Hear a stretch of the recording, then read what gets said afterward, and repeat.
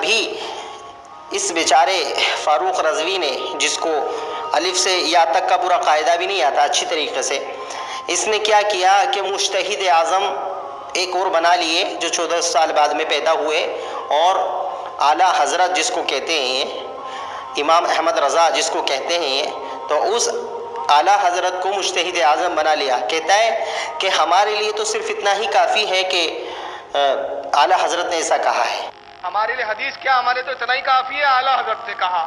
یعنی اس کے لیے حجت ہے احمد رضا کی بات۔ وہ ان کے کیا کہیں کہ انہوں نے ایسا درجہ دے رکھا ہے اپنے مولویوں کو، اور ایسے مولویوں کو جو قرآن و حدیث سے بالکل یتیم اور پیدل تھے، ان کو ایسا درجہ دے رکھا ہے کہ کچھ مت پوچھو۔ احمد رضا کو بھی ان لوگوں نے مجتہد اعظم بنا دیا، جیسے کہ فاروق رضوی کی ویڈیو سے ظاہر ہے۔ جو حدیث انہوں نے جھوٹی پڑھی ہے، وہ میں پہلے آپ کو حدیث بتاتا ہوں۔ حدیث کیا ہے؟ یہی الفاظ حدیث کے یہ ہیں کہ علی عیبۃ علمی، علی عیبۃ علمی، یہ حدیث کے الفاظ ہیں۔ اور مسٹر فاروق نے اپنا جھوٹا جو کفریہ اور شرکی عقیدہ ہے اس کو ثابت کرنے کے لیے پڑھا علی غیبۃ علمی، علی غیبۃ علمی، جبکہ غیبت کا لفظ کسی بھی کتاب کے اندر موجود نہیں ہے اس حدیث میں۔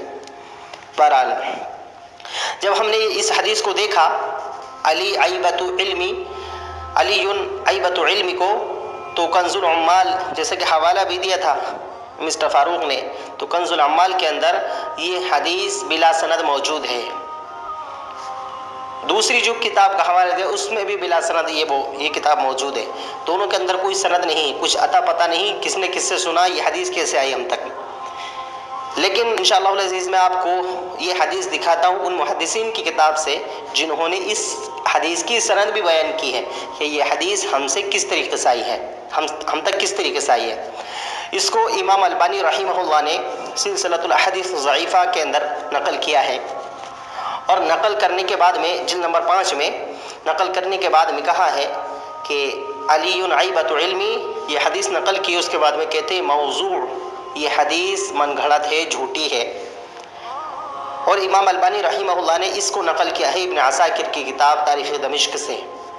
اس کے بعد میں امام البانی رحمہ اللہ اس کی سند بیان کرتے ہوئے کہتے ہیں کہ عن زرار بن سرد نا یحییٰ بن عیسیٰ عن الاعمش عن عبایہ عن ابن عباس، کہتے ہیں کہ ہم سے بیان کیا زرار بن سرد نے، وہ کہتے ہیں کہ ہم سے بیان کیا یحییٰ بن عیسیٰ نے، وہ کہتے ہیں کہ ہم سے اعمش نے بیان کیا، اعمش کہتے ہیں ہم سے عبایہ نے بیان کیا، عبایہ کہتے ہیں ہم سے ابن عباس نے بیان کیا۔ یہ سند پوری بیان کی ہے امام البانی رحمہ اللہ نے تاریخ دمشق کے حوالے سے۔ پھر امام البانی رحمہ اللہ اس حدیث کی حقیقت کو واضح کرتے ہوئے کہتے ہیں کہ قلت، میں کہتا ہوں، امام البانی کہتے ہیں میں کہتا ہوں، وہذا سند تالف زرار ھذا شیعی، کہتے ہیں میں کہتا ہوں کہ اس کی جو سند ہے، اس کا جو سند کا جو دار مدار ہے وہ زرار بن سرد پر ہے، ھذا شیعی، اور یہ شیعہ تھا۔ زرار بن سرد کون تھا؟ شیعہ تھا۔